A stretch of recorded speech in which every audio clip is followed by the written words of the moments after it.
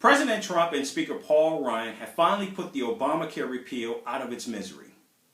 We saw the stunning and epic failure of the Obamacare repeal, and I think there are three key takeaways when we look at the outcome and why we saw it happen the way it did. The first was the clash of titans, President Trump versus the Koch brothers. We saw that on the eve of the all-important vote, the Koch brothers established a political fund that would provide political cover to House Republicans who chose to vote no against the bill. Clearly, this was a shot across the bow at President Trump.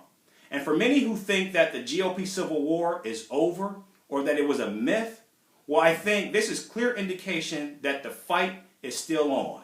And the first battle in these two clash of titans, the victor was clearly the Koch brothers. Secondly, the king of the art of the deal was clearly exposed. President Trump ran on being a savvy deal maker, a businessman who could cut deals where others could not. But what we saw in his healthcare legislation was that not only could he not strike a deal, but he couldn't even make a deal with members of his own party. And third and finally, it looks as though winning will have to wait.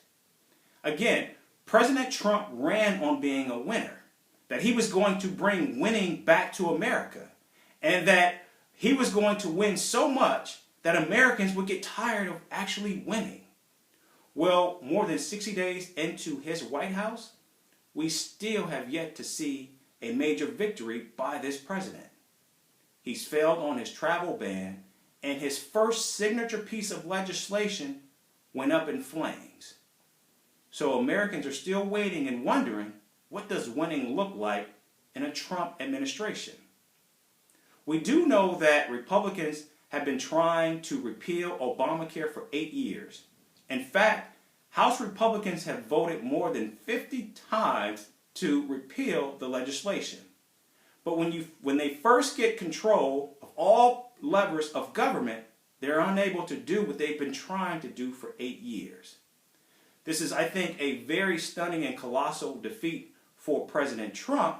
But if there is a ray of sunshine, if we look at what happened after Obamacare became law, when Democrats lost both the House and Senate, maybe by losing, President Trump has set Republicans up to maintain majorities in both the House and Senate in the 2018 midterm elections.